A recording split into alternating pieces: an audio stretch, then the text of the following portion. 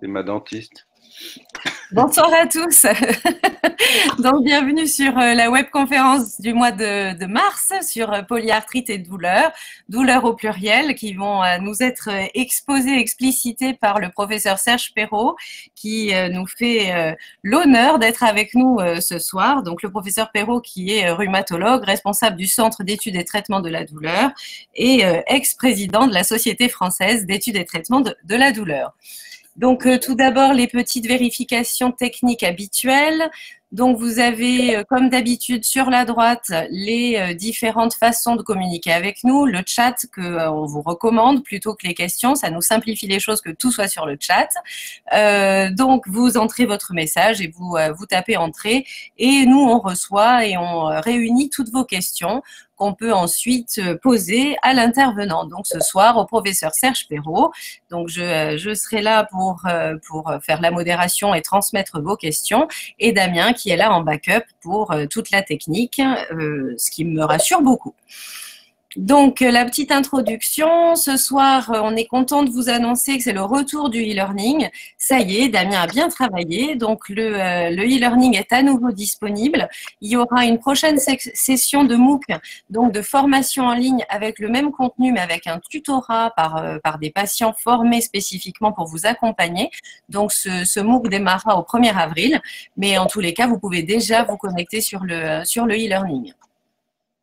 Le calendrier toujours, les mois avancent, donc là on vous présente mars et avril avec toujours le même concept d'opposition de deux portraits de scènes de la vie courante où la question se pose de qui est le patient, qui est le professionnel de santé pour sensibiliser tout le monde au fait que derrière la blouse ou derrière la maladie se cache une personne et se cache ou se cache pas d'ailleurs, mais que l'idée est d'aller sur cette rencontre entre personnes et de dépasser le statut du patient ou le statut du soignant. La collection Articule, qui est quand même une des collections phares de l'association. Donc là, comme ce soir, on vous parle douleur, on vous invite à aller consulter la petite brochure dédiée que vous trouverez sur le site de l'association en téléchargement. Donc maintenant, je vous rappelle les prochaines webconférences. Vous le savez, hein, dès que la webconférence est terminée, elle est disponible en replay immédiatement. Vous pouvez les voir, les revoir, les conseiller, les partager. Et le mois prochain, donc travail et retraite, et le mois suivant la fatigue. Enfin, le programme annuel. Donc maintenant, il me reste à disparaître et à laisser la parole à Serge Perrault. Merci beaucoup, Serge, d'être avec nous. Merci beaucoup, merci pour cette sympathique invitation. Alors, ne disparais pas quand même, hein, parce que ça nous manquerait beaucoup que tu disparaisses. Donc, c'est un grand plaisir ce soir d'être parmi vous pour cette webconférence sur polyarthrite et douleur. Je suis rhumatologue et médecin de la douleur à l'hôpital Cochin et je reçois très souvent des patients atteints de polyarthrite qui, malgré un traitement bien conduit, malgré des biothérapies, des thérapeutiques de plus en plus puissantes, agissant sur des voies multiples de la polyarthrite, malgré cela, il reste encore un grand nombre de patientes et de patients qui continuent à souffrir. Et donc, avec vous, je vais essayer de discuter, de vous présenter donc les différents types de douleurs, mais surtout aussi d'expliquer un peu pourquoi on a mal quand on a une polyarthrite et comment éventuellement on peut donc expliquer ces douleurs qui persistent parfois malgré des traitements très bien menés. Donc, avant d'aller dans la polyarthrite le plus précisément et donc les rhumatismes inflammatoires et l'inflammation, je voudrais quand même préciser un petit peu le tableau et dire que quand on s'intéresse à la douleur, eh bien sûr, on s'intéresse en tant que médecin, mais aussi quand on est patient, quand on est face à cette douleur, il faut savoir qu'on est face à une expérience. La douleur, c'est d'abord une expérience, c'est une expérience subjective. Chacun a sa douleur, chacun a un type de douleur. Il ne faut pas comparer sa douleur à celle des autres, il ne faut pas comparer une douleur de polyarthrite à une douleur du cancer ou à une douleur de fracture. Chaque douleur est subjective, chaque douleur est personnelle et c'est ça qui en fait, je dirais, bien sûr, la difficulté, mais aussi parfois la richesse. La douleur, ce n'est pas que du négatif. Alors, quelques termes importants, parce que souvent, les notions notamment de douleur et de souffrance s'entremêlent. Et je vous ai mis ici trois termes. Alors, la nociception, ça c'est vraiment un terme médical quand on s'intéresse à la douleur, et notamment chez l'animal expérimental. Hein, on s'intéresse à ce qu'on appelle la nociception, ça c'est vraiment la lésion d'un tissu physiologique, c'est normal, on appelle ça la nociception. Mais après, quand on va être bien sûr dans la maladie, on va avoir plusieurs niveaux d'expérience. Ici, je vous ai mis j'ai mal, donc ça c'est quand vous avez une articulation qui vous fait mal. J'ai mal au genou, j'ai mal aux mains, j'ai mal donc à cette articulation. Ça c'est vraiment la douleur, cette expérience de la douleur. Mais parfois cette expérience, elle nous envahit de façon beaucoup plus vaste, beaucoup plus existentielle, je dirais. Et là c'est je suis mal. Et donc parfois, avec mes patients, il m'arrive de leur poser les deux questions. Bon, combien vous avez mal? Ça, c'est vraiment la douleur, mais aussi je leur demande parfois combien ils sont mal. Et c'est important de faire le distinguo parce que bien sûr, la prise en charge sera beaucoup plus complexe et beaucoup plus, je dirais, holistique, globale, quand on s'intéresse à la souffrance que quand on s'intéresse à la douleur. Mais c'est souvent deux expériences mêlées. Alors, euh, revenons à des temps très anciens et notamment à l'Antiquité. Vous savez que Hippocrate, c'est notre maître à tous en médecine. C'est un philosophe, médecin, qui avait tout décrit. Quand on veut s'intéresser à la médecine, on s'aperçoit qu'il était assez génial. Il avait vraiment décrit beaucoup de choses, et notamment ici, quelque chose qu'on ne connaît pas assez, qui est ce qu'on appelle la théorie des fluides, la rhumathéorie. Alors, nous sommes ce soir dans une session dédiée au rhumatisme, et souvent, on imagine qu'on parle du rhumatisme, c'est étymologiquement, le rhume, c'est l'épanchement, et qu'on parle de l'épanchement dans les articulations. Et en fait, Hippocrate, quand il parlait de la théorie des fluides, de l'épanchement, il parlait surtout de fluides qui vont du cerveau aux articulations. C'est-à-dire que dans sa théorie, plus il y avait des fluides qui allaient du cerveau vers les articulations, plus on avait mal. Et donc ça nous rappelle à l'heure actuelle les liens entre le cerveau et le corps, et surtout entre le cerveau et les articulations. Nos articulations sont sous la dépendance du système nerveux, notamment du cerveau, et c'est ce qui peut expliquer parfois des douleurs inflammatoires qui persistent alors qu'il n'y a plus d'inflammation. On va le voir.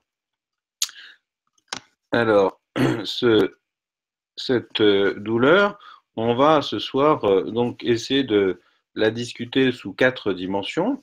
Dans la polyarthrite rhumatoïde, un symptôme majeur, bien sûr, ces douleurs qui ne partent pas, voilà, malgré des traitements très efficaces, comment agir avec les médicaments, mais comment aussi agir par d'autres approches, puisque la prise en charge de la douleur, ça n'est pas que des antalgiques, c'est aussi beaucoup d'approches centrées sur le corps et sur des approches complémentaires. Alors la douleur, bien sûr, pour un certain nombre d'entre vous qui vivaient cette expérience de la polyarthrite, cette maladie, effectivement, la douleur est au cœur de la maladie, c'est même un des premiers symptômes quand la maladie démarre, et c'est un des premiers symptômes sur lesquels les médecins vont se pencher pour faire le diagnostic. Mais il faut savoir que la douleur, globalement, c'est trois contextes distincts. Vous avez ce qu'on appelle la douleur aiguë, et dans la polyarthrite, ce sera la poussée de polyarthrite, la poussée articulaire. Donc c'est un signal d'alarme qui va nous faire suspecter ce rhumatisme. Mais on a à côté aussi, quand on est soigné, ce qu'on appelle les douleurs liées aux soins, les douleurs procédurales. Et un certain nombre d'entre vous ont peut-être eu des infiltrations, des injections, des gestes, parfois des gestes douloureux. Et cette douleur qui est au cœur de l'expérience et qui là est liée aux soins, eh bien, doit bien sûr être prise en charge parce que c'est une douleur prévisible. À côté de cette douleur aiguë, soit liée à la maladie, soit liée aux soignants, il y a ce qu'on appelle la douleur chronique. Là, c'est la douleur qui s'installe, qui dure, qui va donc durer au moins 3 mois et qui va envahir tous les domaines de la vie, les domaines professionnels, les domaines affectifs, les domaines émotionnels, les domaines sociaux. Et cette douleur, on voit bien que même si on peut soigner la douleur aiguë rapidement, cette douleur chronique, même si on va prendre en charge une articulation, la douleur a envahi tellement de domaines de notre vie que ce sera beaucoup plus difficile de la prendre en charge que la douleur aiguë. Et donc, dans la douleur de la polyarthrite, il faut bien différencier ce qui revient à la poussée inflammatoire aiguë, souvent facile à traiter par des médicaments de l'inflammation et de la douleur, et la douleur chronique, on va le voir, qui est un phénomène beaucoup plus global, beaucoup plus complexe, et pour lequel les médicaments sont moins efficaces. Alors, premièrement, autour de la douleur, on a beaucoup de préjugés. Beaucoup de préjugés liés à la douleur, des préjugés que partagent souvent d'ailleurs les patients et les médecins. Hein. Les préjugés sont souvent bien partagés. Et un des préjugés importants, c'est que plus ça fait mal, plus ça veut dire que mon articulation est abîmée, plus ça veut dire que j'ai une maladie sévère. Alors là, tout de suite, il faut s'arrêter, il faut vraiment vous rassurer. Ce n'est pas parce que vous avez une douleur intense que votre maladie est plus sévère. Ce n'est pas parce que vous avez une douleur intense que votre articulation est très abîmée. Il n'y a aucun parallélisme entre les douleurs et les lésions anatomiques. Pour plusieurs raisons. Première raison, c'est que dans les articulations, il y a une zone anatomique qui est le cartilage, qui est donc cette zone qui permet aux articulations de bien fonctionner, de bien s'articuler entre elles. Eh bien, ce cartilage n'a pas de fibres, n'est pas un tissu, il n'y a pas de nerfs, il n'y a pas de vaisseau. C'est un tissu où il n'y a pas d'innervation. Et quand il n'y a pas de nerfs, ben on voit bien que si le cartilage est très abîmé, eh bien, on n'aura pas forcément plus de douleur et inversement. Donc, les douleurs de l'articulation, elles viennent plutôt de l'os qui est sous le cartilage ou de la synoviale, cette membrane synoviale qui tapisse l'articulation. Mais comme il n'y a pas d'innervation dans le cartilage, la morale, c'est que c'est pas parce que j'ai très mal que mon articulation est très abîmée, mais surtout, ça veut dire que si j'ai très mal et qu'on soulage ma douleur, mais je vais pouvoir m'en sortir. Mon articulation n'est pas forcément très abîmée. On est dans quelque chose qui peut être tout à fait pris en charge et amélioré. Alors, dans la polyarthrite rhumatoïde, un élément important, une caractéristique de la douleur et des atteintes articulaires, c'est que ce sont des atteintes symétriques. C'est vraiment ce qui fait la particularité de ce rhumatisme. Vous voyez ici représenté sur un schéma qui permet de calculer le DAS28, donc ce score d'évolutivité de la polyarthrite. Vous voyez les articulations qui sont représentées, ces 28 articulations qui permettent de faire le calcul. Eh bien, on voit que dans la polyarthrite, c'est très symétrique. Et cette symétrie probablement fait référence à des phénomènes de neuroinflammation, c'est-à-dire que le système nerveux central est probablement impliqué dans l'inflammation, dans les liens entre l'immunité et le système nerveux central, et ça explique pourquoi ce rhumatisme est symétrique. Ça veut dire que le cerveau, les systèmes du cerveau sont impliqués aussi dans l'inflammation, et on va voir que c'est important plus tard, notamment pour ces douleurs qui persistent. Donc, dans la polyarthrite rhumatoïde, il y a vraiment un rôle du système nerveux dans l'inflammation et dans la douleur qu'il faut considérer et qui explique certaines caractéristiques de la douleur. Alors, ici, vous voyez, désolé, c'est une diapositive en anglais, donc, mais qui reflète donc l'importance de différents domaines dans la qualité de vie de la polyarthrite rhumatoïde. C'est une étude faite par l'Orgosec de la Pitié-Salpêtrière qui donc s'intéresse à des données centrées sur les patients et notamment à l'impact de toutes les dimensions de la vie dans la polyarthrite rhumatoïde. Et on voit que dans la polyarthrite rhumatoïde, la dimension qui a le plus de poids, qui est la plus lourde, le fardeau le plus lourd de la vie de quelqu'un qui est atteint de polyarthrite rhumatoïde, c'est 21. 21% du fardeau lié à la polyarthrite rhumatoïde est lié à la douleur, la pain, donc c'est 21%. L'atteinte de la fonction, c'est 16%. La fatigue, c'est en dessous. Le sommeil, les stratégies d'adaptation, la qualité d'être en bonne santé. Et donc la douleur est vraiment au cœur de la polyarthrite rhumatoïde. C'est je dirais, un facteur de poids dans l'altération de la qualité de vie de la polyarthrite rhumatoïde. Et cette douleur, en fait, il faut aller un peu plus loin. On parle souvent de la douleur en termes d'intensité, combien on a mal, intensité de 0 à 10, mais il faut aussi considérer que la douleur, c'est aussi une qualité, c'est-à-dire une douleur, ça peut brûler, ça peut lancer, ça peut être associé à des décharges électriques, à des brûlures ou à des sensations d'étau. Et donc, depuis quelque temps, les spécialistes de la douleur, mais aussi les rhumatologues, s'intéressent à la qualité de la douleur dans la polyarthrite rhumatoïde avec des questionnaires. Ici, c'est un questionnaire allemand qui s'appelle le questionnaire Pain Detect, qui permet de savoir, dans un rhumatisme, est-ce qu'il y a ce qu'on appelle une composante neuropathique, c'est-à-dire que ce n'est pas seulement l'inflammation, ce n'est pas seulement la synovite, mais c'est aussi l'altération du système nerveux. J'ai parlé beaucoup ce soir du système nerveux, de son importance dans la polyarthrite. Et vous voyez ici, c'est des patients atteints de polyarthrite rhumatoïde dans une cohorte danoise. Et vous voyez donc, selon le score du Pain Detect, vous voyez que 20% des patients atteints de polyarthrite rhumatoïde ont des douleurs de caractère neuropathique. C'est encore plus important dans le rhumatisme psoriasique, ici 28%, et c'est à peu près équivalent dans les spondyloarthrites. Alors donc, quand il y a une composante neuropathique, ben, ça va être des douleurs un peu particulières, et c'est des douleurs déjà qui, comme elles sont liées à l'activation des nerfs et à une perturbation du système nerveux, vont moins bien répondre aux anti-inflammatoires, au paracétamol. Et donc, il est important de savoir qu'il y a plusieurs types de douleurs dans la polyarthrite, et notamment certaines douleurs à composante neuropathique plus complexes. On va aller plus loin. Donc, vous avez vu que la douleur, c'est au cœur de l'expérience de la polyarthrite, mais qu'il faut plutôt parler de douleur au pluriel que de douleur au singulier, puisqu'il y a plusieurs types de douleurs, et que le rhumatologue, dans le futur, devrait, quand vous avez une polyarthrite, vous poser des questions plus précises pour savoir quel type de douleur vous avez pour orienter le traitement.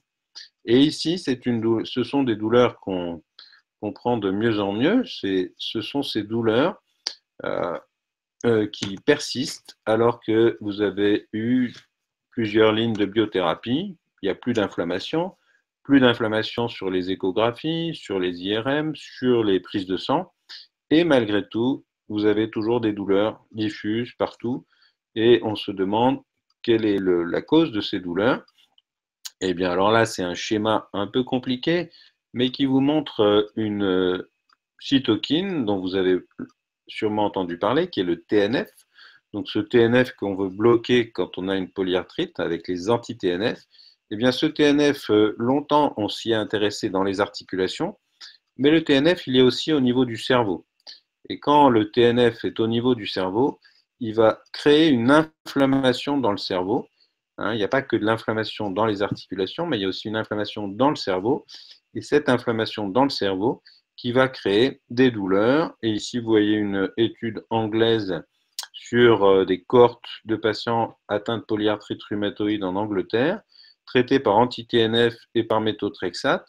Ici, vous voyez, c'est la ligne de personnes qui n'ont pas mal. Et ici, vous voyez à gauche, c'est des patients traités par anti-TNF et à droite, traités par méthotrexate. Au bout d'un an, et ben, quel que soit le traitement dans ces cohortes, les gens continuent à avoir mal, même s'ils ont des traitements très efficaces. Donc la douleur est très fréquente dans la polyarthrite rhumatoïde, même en cas de bon contrôle de l'inflammation. Pourquoi? Parce qu'on a donc cette sensibilisation centrale, et ici c'est des études qu'on fait dans mon laboratoire par exemple. On va appliquer sur la main, sur le pied, sur des zones qui ne sont pas forcément très douloureuses, des stimulations. Et ce qu'on montre, c'est que les patients qui ont des polyarthrites rhumatoïdes ont des seuils de douleur diminués. Ils sont beaucoup plus sensibles à la douleur de façon globale. On appelle ça l'hyperalgésie.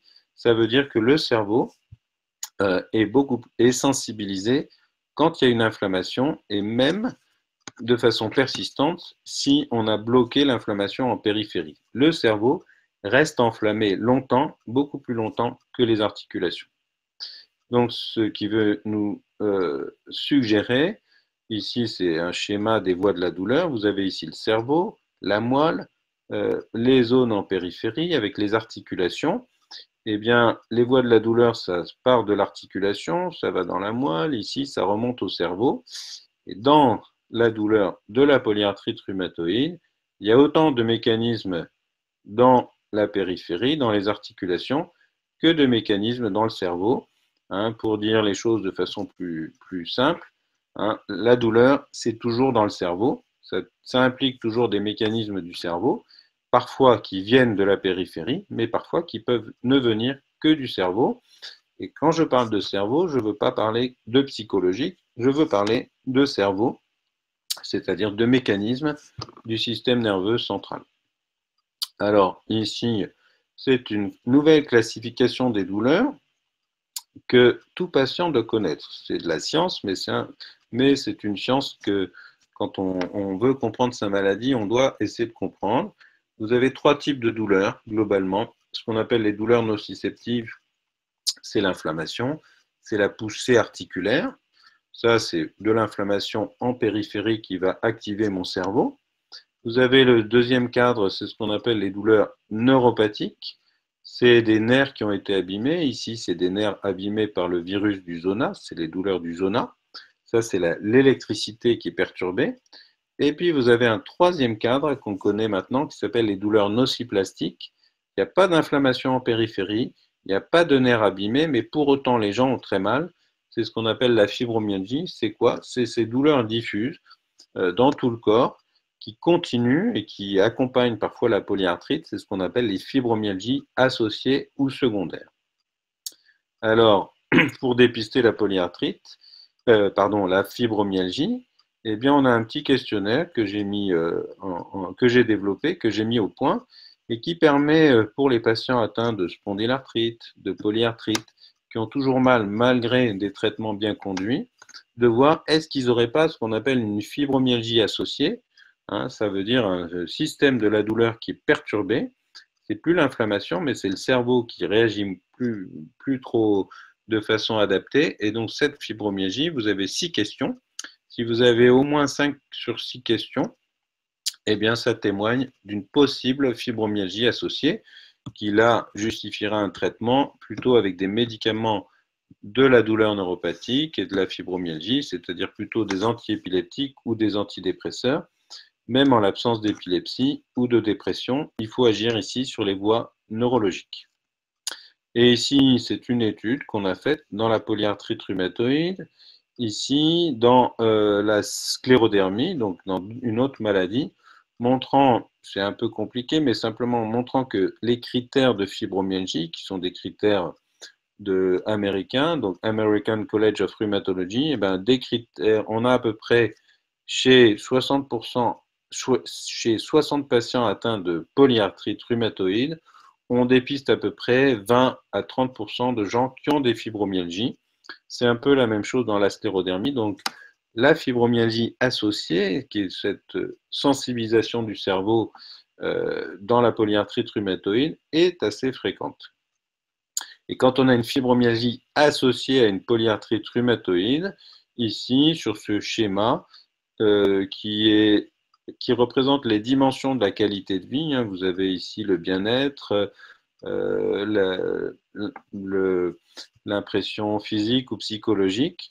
Eh bien, quand on a une fibromyalgie associée à une polyarthrite rhumatoïde, on a une polyarthrite rhumatoïde plus sévère, plus déprimante, plus envahissante, plus importante en termes de qualité de vie et de douleur qu'une polyarthrite rhumatoïde sans fibromyalgie. Et quand on a une polyarthrite rhumatoïde associée à une fibromyalgie, eh bien, il est beaucoup plus difficile d'atteindre la rémission, notamment si on prend les critères du DAS28. On a toujours des articulations très douloureuses, donc le score d'articulation douloureuse est toujours élevé et l'impression globale d'activité de la maladie est toujours élevée. Donc le DAS28 qui suggère en général la rémission, eh bien, il est perturbé quand il y a une fibromyalgie associée. Alors, comment agir sur tout ça? Eh bien, il faut bien sûr utiliser les médicaments. Et alors, pour répondre tout de suite à cette première question, les fibromyalgies associées à la polyarthrite rhumatoïde, comme je l'ai dit, c'est entre 20 et 30% des polyarthrites rhumatoïdes et notamment des polyarthrites rhumatoïdes traités depuis longtemps avec beaucoup de biothérapie et qui résistent à toutes les biothérapies. Comment agir sur ces douleurs? Globalement, il faut retenir ce schéma. Premier schéma, vous avez des douleurs aiguës, on en a parlé tout à l'heure, poussée d'arthrite, poussée d'inflammation, là, il faut prendre des médicaments, des antalgiques, des anti-inflammatoires, des corticoïdes parfois, traiter la cause, donc de l'inflammation, et ça va passer. Quand on est dans une douleur chronique, dans une douleur qui dure depuis des mois, eh bien là, les médicaments sont moins efficaces. Il va falloir surtout avoir une approche beaucoup plus globale, utiliser de la rééducation, de la kinésithérapie, de la balnéothérapie, voir aussi dans notre vie comment la polyarthrite a pu interférer avec toutes les dimensions de notre vie, donc un abord social, un abord psychique. J'ai parlé beaucoup du cerveau, et le cerveau, il y a plein de liens bien sûr dans le cerveau avec les voies de la dépression, les troubles du sommeil, tous ces éléments psychologiques. Pour autant, ça ne veut pas dire qu'on considère que c'est psychologique, mais ça veut dire qu'une prise en charge psychologique est importante pour permettre d'améliorer ces douleurs chroniques. Et là, vous voyez que un élément très intéressant, c'est le fait que les anti-TNF que vous avez notamment pour le traitement de fond de la polyarthrite rhumatoïde, eh bien, ces anti-TNF, on pense qu'ils agissent en périphérie sur l'inflammation articulaire, mais je vous ai montré tout à l'heure le rôle du TNF dans le cerveau, et vous voyez ici que les anti-TNF agissent de façon d'autant plus importante qu'ils vont agir sur le cerveau. Pour résumer cette diapo qui est un peu compliquée, on a comparé des patients répondeurs ou pas répondeurs aux anti-TNF, et ce qu'on montre, c'est que les répondeurs aux anti-TNF sont des patients chez qui les anti-TNF ont réduit la sensibilisation du cerveau, l'activité au niveau du cerveau. Alors, les rhumatologues s'intéressent toujours aux articulations, mais il faut maintenant qu'ils s'intéressent aussi au cerveau de leurs patients, et les anti-TNF agissent aussi sur le cerveau. Alors, le cerveau, il y a les médicaments, mais il y a aussi beaucoup d'autres approches qui peuvent traiter donc ces douleurs. Et ici, ça c'est quand même une nouveauté. L'année dernière, à l'EULAR, il y a eu pour la première fois donc des recommandations pour la prise en charge des douleurs au cours des rhumatismes inflammatoires. Et ce qui est intéressant, et c'est vraiment ce qu'on fait ce soir, c'est qu'il faut se centrer sur le patient, donc sur son expérience. On a parlé tout à l'heure douleur, souffrance, nociception. Il faut se centrer aussi sur toute une perspective biopsychosociale, c'est-à-dire pas penser la douleur qu'en termes d'intensité, mais aussi de retentissement sur la vie de tous les jours, sur le sommeil, sur ses relations sociales, sur son travail. Et puis, il faut s'adapter aux caractéristiques du patient. Et le traitement de la douleur, c'est pas seulement les médicaments, vous voyez ici, mais c'est les approches physiques, c'est les orthèses, c'est l'approche psychologique, c'est la gestion du poids, c'est les interventions pharmacologiques. Donc, la prise en charge de la douleur ne doit jamais se résumer à la prise d'un comprimé, quel qu'il soit, que ce soit anti-inflammatoire, paracétamol ou même morphine. La prise en charge de la douleur, c'est tout ça. Et les patients qui viennent me voir au centre de la douleur, eh bien, mon travail avec eux, c'est de construire un programme global, un programme, je dirais, qui intègre toutes ces dimensions pour essayer de prendre les bons médicaments s'il y en a besoin, mais surtout d'aider les patients, les personnes qui ont des douleurs, à construire ce programme en fonction de leurs objectifs et de leur niveau de douleur. Voilà, donc, comment je résume ça avec mes patients? Je leur dis, la prise en charge de la douleur, c'est 3 tiers. On va traiter la douleur avec 3 éléments. Et j'aime bien utiliser les images parce que les images, elles sont fortes face à la douleur qui est quelque chose d'invisible. Il faut mettre des images à la place de la douleur. Et une des images que j'utilise souvent, c'est que le bon traitement de la douleur, ça doit s'appuyer sur quelque chose de stable. Et pour avoir quelque chose de stable, il faut 3 pieds. Un tabouret, il est stable s'il y a 3 pieds. Et les 3 pieds du traitement de la douleur, c'est les médicaments, c'est l'approche physique, c'est l'approche psychique. Souvent, on utilise un traitement de la douleur qui est juste sur un pied, les médicaments, et là, ça ne peut pas marcher. Alors, qu'est-ce qu'il y a dans les médicaments? Il y a les médicaments de la douleur, mais il y a aussi les médicaments qui vont moduler la douleur, les antidépresseurs, les antiépileptiques. Il y a les approches physiques, et là, c'est la balnéothérapie, la kinésithérapie, la rééducation, mais ça peut être aussi l'application d'agents physiques, du chaud, du froid, la cryothérapie. Donc, tout ça, on remplit avec le patient. En clair, c'est un programme global. Et avec chaque patient, moi, je remplis chacun de ces items. Qu'est-ce qu'on va mettre comme médicament? Qu'est-ce qu'on va mettre comme approche physique? Et puis aussi, qu'est-ce qu'on va mettre comme approche psychologique? C'est pas seulement la psychothérapie, mais ça peut être de la méditation, ça peut être de l'hypnose, ça peut être des approches cognitivo-comportementales. Derrière ce mot psychique, c'est tout ce qui va permettre au cerveau de calmer sa sensibilisation, de calmer son hyperactivité dans la douleur chronique. Donc vous voyez que c'est un schéma très simple, mais qui après va se construire pour chacun. Chacun va y mettre, en fonction de ses objectifs, en fonction de son expérience aussi, des choses différentes pour améliorer sa douleur. Donc en conclusion, la douleur, c'est bien sûr au cœur de l'expérience de la polyarthrite rhumatoïde. C'est pas seulement, ça vient pas seulement de l'articulation, ça vient aussi du cerveau, et plus c'est chronique, plus ça vient du cerveau. Excusez-moi. Et j'ai un appel téléphonique.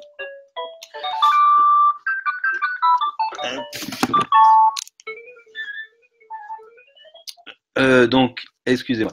Donc, la douleur est persistante et elle est fréquente dans la polyarthrite rhumatoïde. Elle est liée à des mécanismes centraux. Ne vous fiez pas au DAS28, qui peut donc être un élément qui reste élevé, alors que la polyarthrite est en rémission. Ce DAS28, il peut souvent être lié à une sensibilisation centrale. Et donc, la notion que je veux aborder avec vous ce soir, c'est cette notion de fibromyalgie associée, qui peut expliquer donc ces douleurs persistantes. Voilà. Et pour conclure, je dirais, comme le disait Renoir, qui était atteint de polyarthrite rhumatoïde, qui a beaucoup souffert, donc la douleur passe, mais la beauté reste. Et je suis donc disponible pour répondre à toutes vos questions. Merci beaucoup Serge. Donc des questions, tu en as vu passer déjà pendant ta présentation. Donc on a des questions notamment autour de l'utilisation de l'antidouleur ou de l'anti-inflammatoire pour gérer justement la douleur. Donc l'anti-inflammatoire, il va falloir surtout l'utiliser dans la douleur aiguë. C'est-à-dire que là, l'anti-inflammatoire, il est pour traiter les douleurs qui viennent de la périphérie, qui viennent de l'inflammation. Il faut l'utiliser en cure courte pour traiter cette douleur aiguë, mais plus la douleur va persister, plus ça va être dans le cerveau et moins les anti-inflammatoires vont être efficaces. Là, il faut passer à d'autres types de traitements. Alors, l'hypnose peut-elle être un bon antalgique? Bien sûr. L'hypnose, là, c'est une technique, comme on l'a vu, qui va agir sur le cerveau. Notre cerveau est tout puissant. Notre cerveau peut faire beaucoup de choses. Et surtout, si on l'éduque, si on l'entraîne, hein, le cerveau, ça peut s'entraîner. Et donc, les techniques d'hypnose, et notamment d'auto-hypnose, permettent non seulement de soulager les douleurs de fond, mais peuvent aussi même soulager les douleurs quand vous avez des soins, quand on doit vous faire une infiltration, un geste ou même une rééducation. Parfois, la rééducation, ça fait mal. Eh bien, l'hypnose, apprendre l'auto-hypnose, permet de réguler, de réduire la sensibilité à la douleur, est un élément très utile dans ces douleurs, notamment ostéo-articulaires. Alors, je fais un peu de teasing, mais voilà, je vous donnerai pas beaucoup de détails, mais dans les prochains mois, on vous proposera un joli projet autour de l'auto-hypnose qu'on a eu la chance de développer en collaboration justement avec Serge Perrault. Donc voilà, je vous fais un peu mijoter là, mais bientôt vous aurez quelque chose de très sympa autour de ce sujet-là. Sonia est très réactive à l'hypnose. Alors, on a Gisèle qui nous demande s'il vaut mieux prendre de l'Isalgie ou du Doliprane. Alors, en clair, le paracétamol, le Doliprane, c'est un antalgique d'efficacité modeste, mais qui est assez bien toléré, mais qui n'a pas d'action anti-inflammatoire et qui agit essentiellement au niveau central. L'isalgie est l'association donc de paracétamol et d'un dérivé de l'opium. Donc là, on va agir de façon plus importante sur les voies de la douleur, notamment au niveau du cerveau.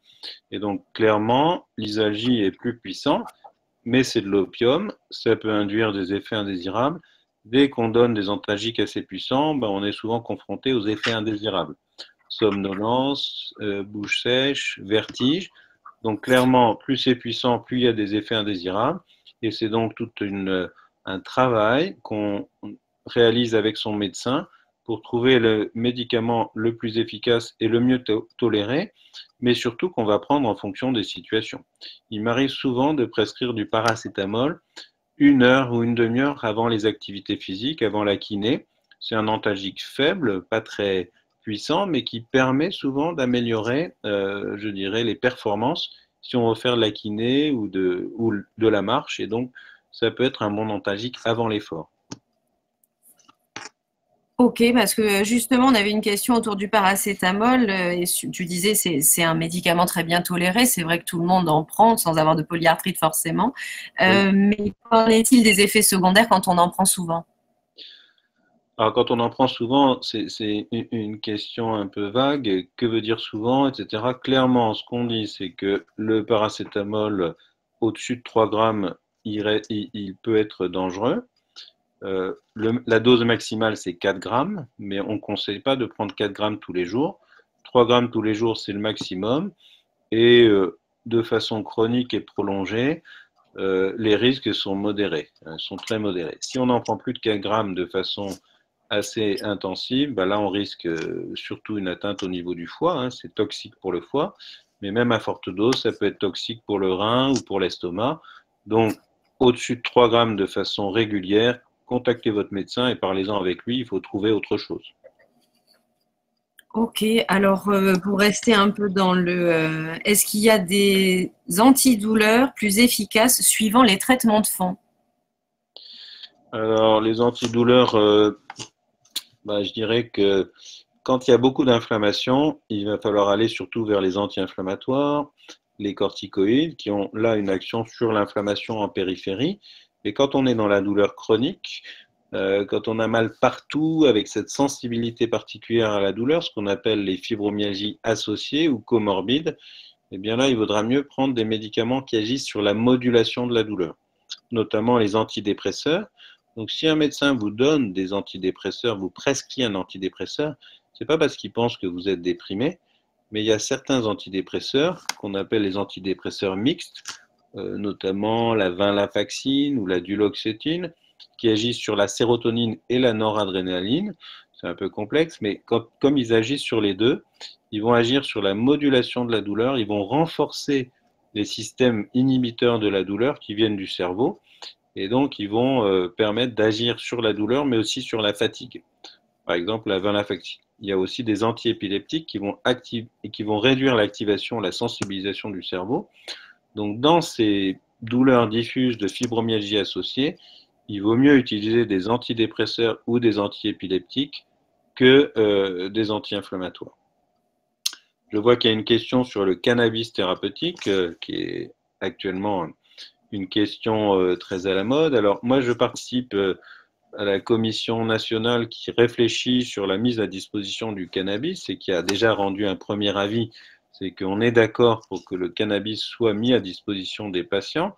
Maintenant, on a toute l'année 2019 pour réfléchir quelles conditions, qui va prescrire, quelle dose, comment. Ce que je peux dire quand même, c'est que le cannabis, ce n'est pas un très bon médicament de la douleur. C'est un bon médicament de l'anxiété. Les gens qui prennent du cannabis améliorent leur sommeil, améliorent leur anxiété. Sur la douleur, il y a pas mal d'études qui montrent, notamment sur les douleurs articulaires et de l'inflammation, ce n'est pas un très bon médicament. Donc clairement, quand vous êtes face à des douleurs qui résistent à tout, n'imaginez pas que c'est le cannabis qui va être la solution. C'est une solution assez modeste pour la douleur, beaucoup plus peut-être pour l'anxiété, les troubles du sommeil, mais ce n'est pas ça qui va révolutionner les douleurs de la polyarthrite. Bon, Damien est très déçu, hein, je dois le dire. Voilà. Il faudra trouver une autre excuse. On nous pose la question de la difficulté de ne pas prendre du poids quand on prend de la cortisone depuis longtemps, même en ayant un régime sans sel. Alors, le régime sans sel, clairement, c'est pas ça qui empêche de prendre du poids, hein. Et d'ailleurs, le régime sans sel, c'est à l'heure actuelle très controversé. C'est pas très utile. Il vaut mieux ce qu'on appelle plutôt un régime diabétique, c'est-à-dire avec peu de sucre donc très équilibré au niveau des apports en graisse et en glucides.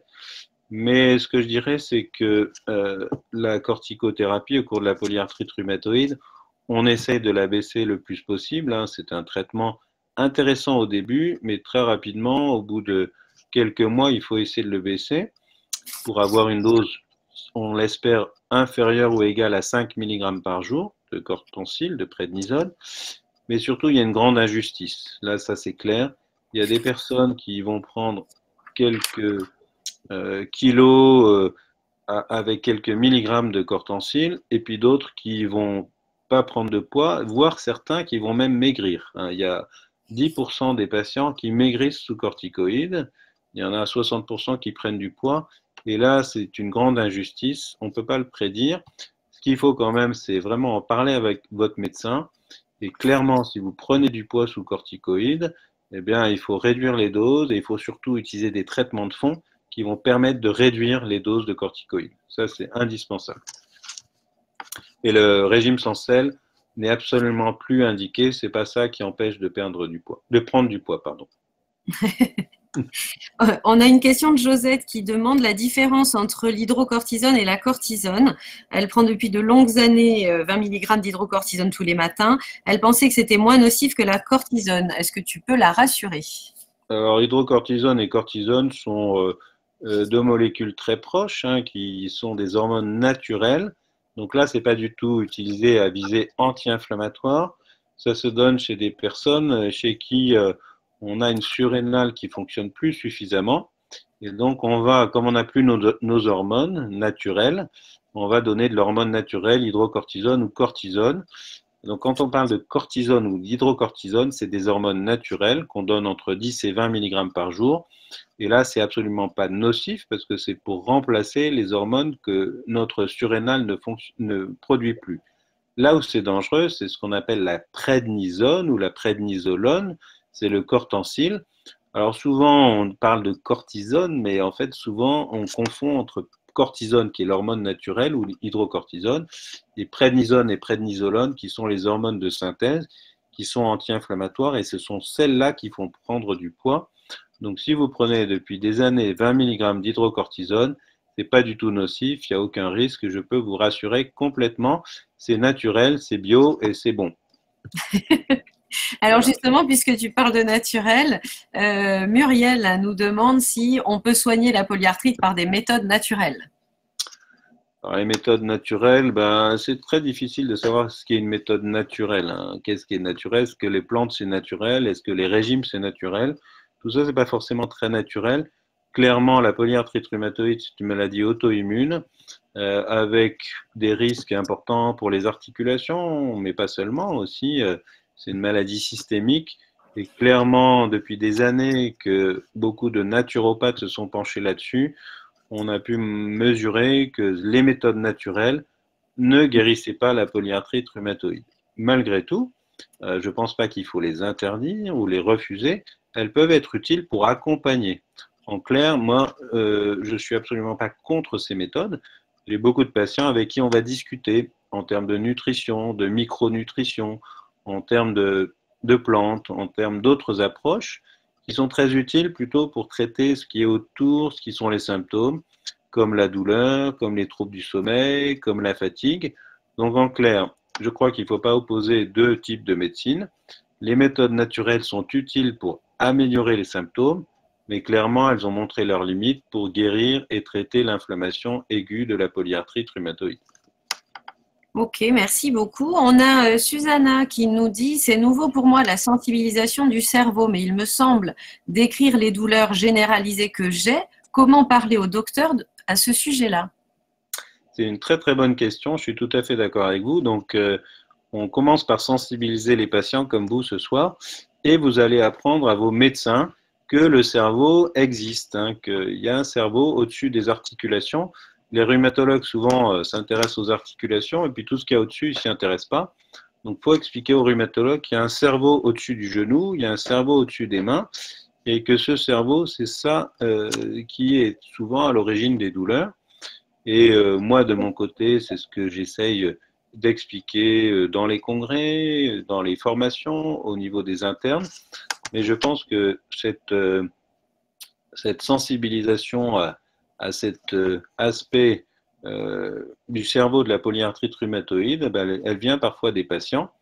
Et dites-leur que ce soir, vous avez parlé avec le professeur Perrault et que s'ils veulent en savoir un peu plus, ils peuvent m'envoyer des emails ou venir m'écouter au congrès de rhumatologie. On fera passer le message, compte sur nous. Donc justement, Anne-Marie renchérissait en disant, à partir de quand les nouveaux rhumatologues seront-ils au courant de cette nouvelle dimension de la sensibilisation du cerveau? Alors, normalement, les nouveaux rhumatologues sont au courant, hein, puisque maintenant, dans les études de médecine, dans les premières années des études de médecine, il y a des cours sur la douleur, pas de la polyarthrite, mais déjà des cours sur la douleur et sur l'importance du cerveau dans la douleur. Mais ça existe que depuis 10 ans. Donc, a priori, si vous avez un rhumatologue qui a moins de 40 ans, il a suivi ses cours, moins de 35 ans plutôt.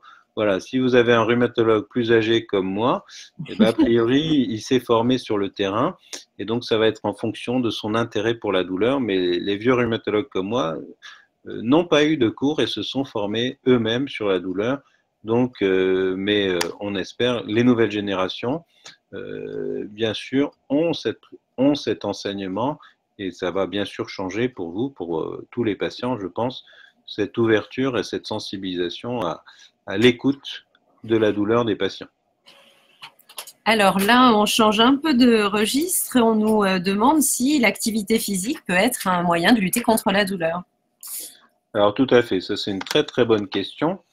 En clair, ces douleurs chroniques, il faut les concevoir un peu comme une désynchronisation entre le cerveau et le corps. C'est comme si votre cerveau et votre corps étaient désynchronisés. Comment on va resynchroniser le corps avec le cerveau? Eh bien, on va le faire dans les deux sens. On va synchroniser du cerveau vers le corps. Ça, c'est l'hypnose, c'est la méditation, c'est tout ce qui est le psychologique et qui descend vers le corps. Donc ça, c'est la synchronisation du haut vers le bas. Et puis, on va resynchroniser le corps vers le cerveau. Et là, c'est l'activité physique. Il faut que le cerveau se réhabitue à l'activité physique. Donc, il y a une vraie action de l'activité physique, non seulement sur les articulations, mais aussi sur le cerveau. Et donc, par exemple, des activités comme la balnéothérapie, comme le tai chi, comme le yoga, comme le pilate aussi, sont des activités extrêmement utiles pour la polyarthrite rhumatoïde et pour la douleur. Et moi, tous mes patients, donc, ont une approche qui combine médicaments, approche psychologique, mais surtout approche physique. Hein. C'est vraiment le corps, il faut s'occuper du corps, il faut le faire bouger. Un corps, ça doit bouger, même quand les articulations sont abîmées. Mais par contre, avec chaque patient, on va travailler la question, quel type d'activité physique est envisageable et raisonnable. On ne va pas forcer tout le monde à aller nager, puisque beaucoup de patients détestent la natation, détestent les piscines. Donc, il faut trouver avec chacun le sport qui est faisable, le sport qu'il aime et le sport qui va lui permettre d'augmenter ses performances. Alors, on nous demande aussi si l'alimentation a un rôle sur le traitement de la douleur. Alors, l'alimentation, malheureusement, il y a eu pas mal d'études pour rechercher effectivement est-ce qu'il y a des aliments qui pouvaient réduire les douleurs ou pas. Globalement, la réponse est non. Pour l'instant, on n'a pas trouvé d'alimentation qui permette de réduire cette sensibilisation du cerveau. On a trouvé un régime, mais qui était tellement restrictif en acides aminés. L'idée, c'est de diminuer les acides aminés qui vont activer le cerveau.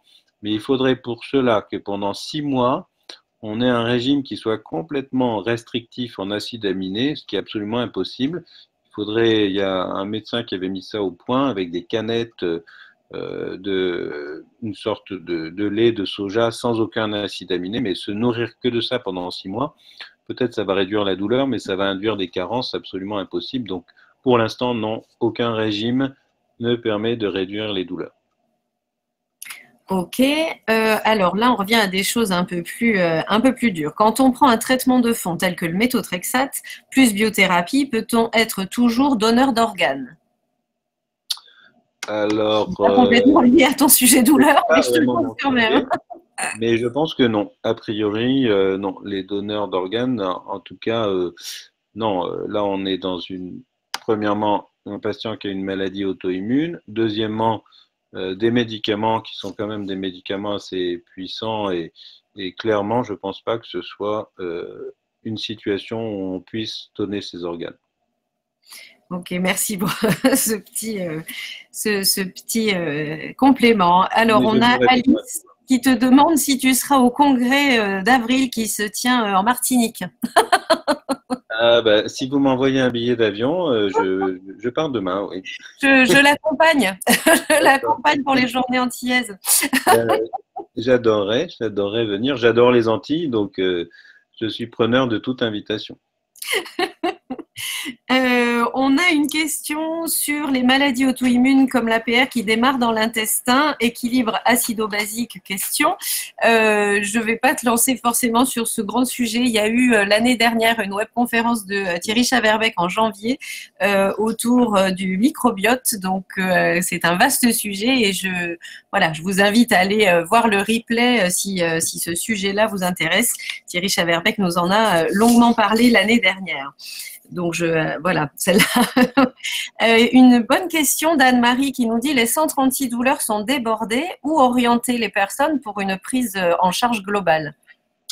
Alors c'est vrai que beaucoup de centres de la douleur sont débordés par les demandes et puis surtout, on a des centres de la douleur où il y a de moins en moins de médecins parce qu'il n'y a plus d'argent. Donc on réduit le personnel médical et paramédical de ces centres de la douleur.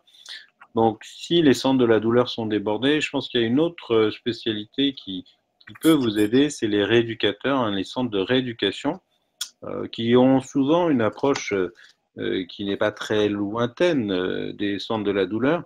Donc, si votre centre de la douleur est débordé, eh ben, allez voir un médecin rééducateur, allez voir un kinésithérapeute, un balnéothérapeute, allez voir toutes ces approches centrées sur le corps qui vont vous permettre de façon progressive de refaire fonctionner vos articulations.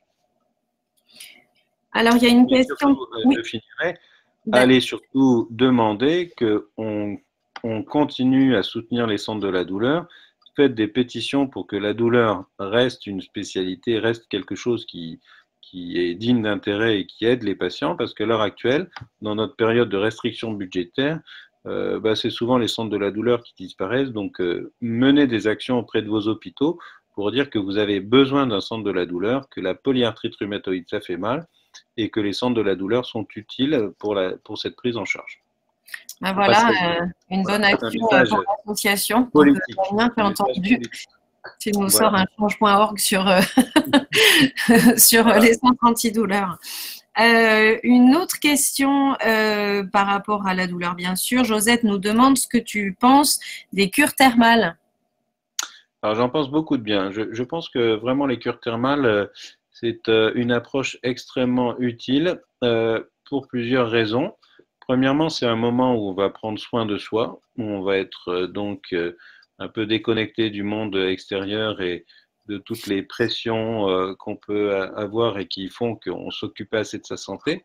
Deuxièmement, c'est un endroit où l'approche physique est au cœur de la prise en charge, donc la balnéothérapie, l'exercice physique, les soins.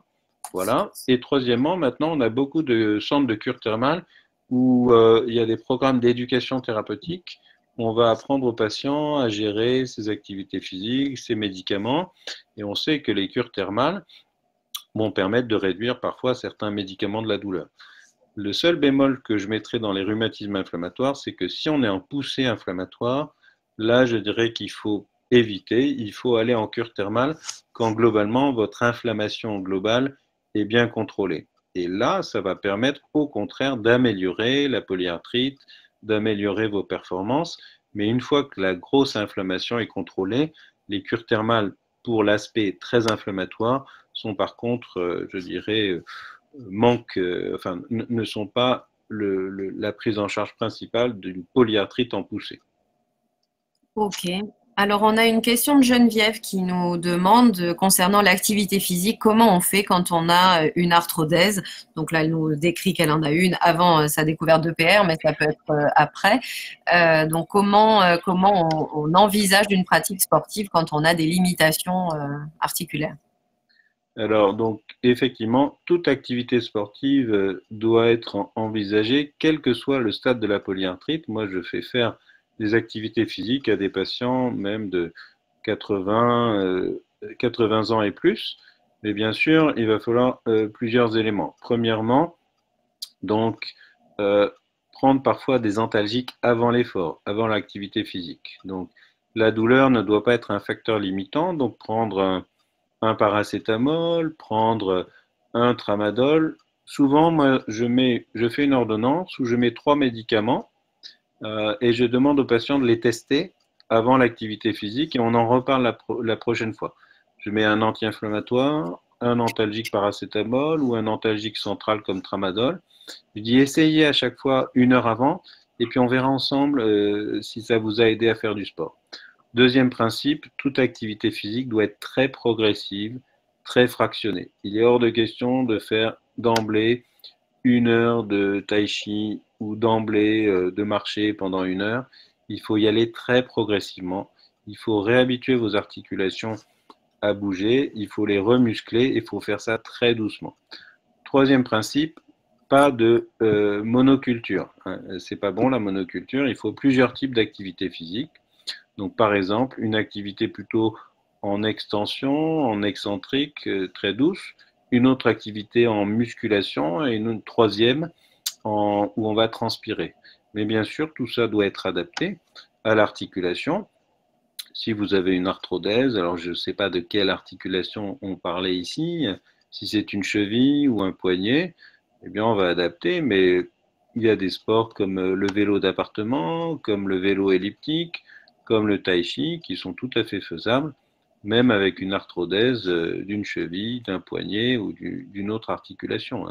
Voilà. Et puis, dernier point, eh ben, parlez-en à la personne qui supervise votre activité physique pour qu'elle comprenne quelles sont vos difficultés, qu'elle les adapte. En clair, il vaut mieux adapter, réadapter que de ne pas faire. Voilà. Il faut toujours s'adapter.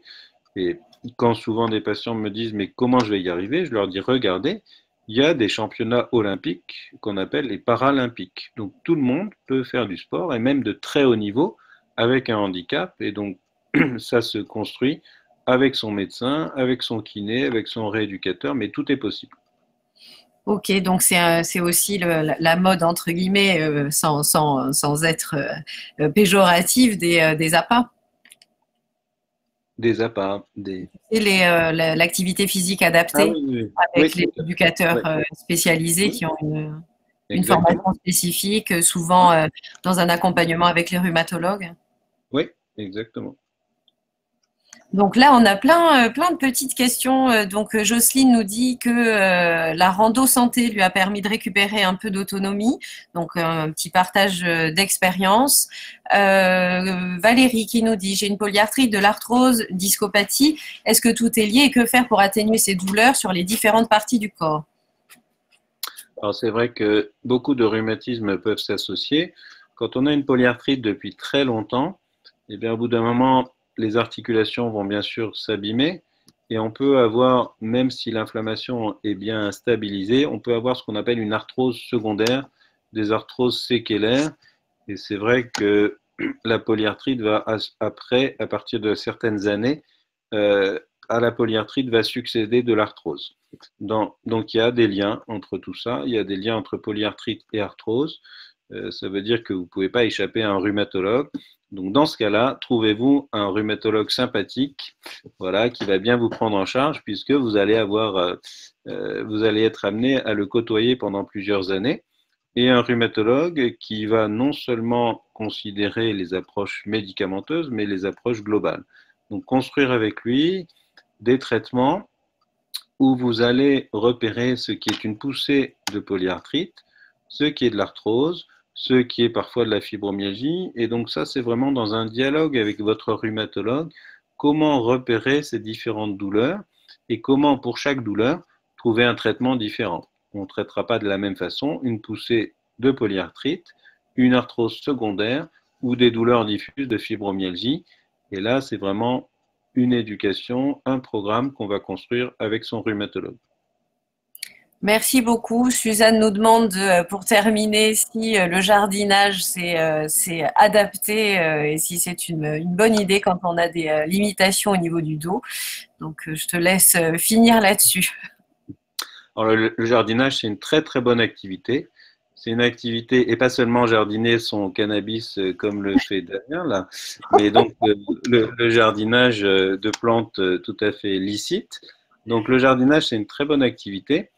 C'est une bonne activité parce que donc c'est une activité qui est douce, qui peut être adaptée. Si vous avez mal au dos, faut jardiner sur un petit tabouret. Vous vous mettez sur un petit tabouret pour être à la hauteur des plantes. Donc il faut prendre son temps. Il faut prendre son temps. Il faut adapter son jardinage au type de plantes qu'on va bien sûr jardiner, mais aussi à ces problèmes de santé, que ce soit si on a des mains déformées par la polyarthrite, utiliser des bons outils. Si on a mal au dos, se mettre sur un tabouret, mais vraiment jardiner, c'est un élément très important autant pour la santé physique que morale. Moi, j'adore jardiner, ça me fait beaucoup de bien au cerveau, ça me lave la tête, et donc je conseille à tous les patients de jardiner autant pour le cerveau que pour leurs articulations. C'était un plaisir pour moi ce soir de partager avec vous toutes ces réflexions sur la douleur, de répondre à toutes vos questions tout à fait pertinentes. Et voilà, j'imagine qu'il y en a encore beaucoup. Moi, ce que je vous conseille, si vous avez encore beaucoup de questions, vous pouvez les envoyer à Sonia, qui me les transmettra, et je suis d'accord pour faire une petite synthèse. Si des questions restaient encore non résolues, pour continuer cette discussion et ce partage dans les semaines qui viennent. Merci beaucoup Serge, c'est vraiment très généreux de ta part parce qu'on sait que tu es très très pris. Donc vraiment, merci infiniment. J'en profite donc pour vous dire merci à tous pour votre participation et votre contribution très active. Un grand merci au professeur Serge Perrault que tout le monde maintenant a envie d'aller consulter et tout le monde veut avoir mal pour pouvoir aller le voir. Vous allez venir jardiner avec moi. Voilà, on va lancer un grand jardin thérapeutique pour pouvoir jardiner avec Serge Perrault. Donc, j'en profite pour vous annoncer que le mois prochain, on parlera d'un sujet un peu plus terre à terre, entre guillemets, travail, retraite, retour à l'emploi et polyarthrite rhumatoïde. Donc, ce sera avec le professeur Bruno Fautrel de la Pitié-Salpêtrière qui nous accompagnera pour la webconférence du mois d'avril. Sur ce, je vous souhaite à tous une bonne soirée. Merci encore Serge, merci infiniment et à très bientôt. Donc, si c'est pas dans les îles, au moins à un congrès français de rhumato. À bientôt, bonne soirée. Bonne soirée.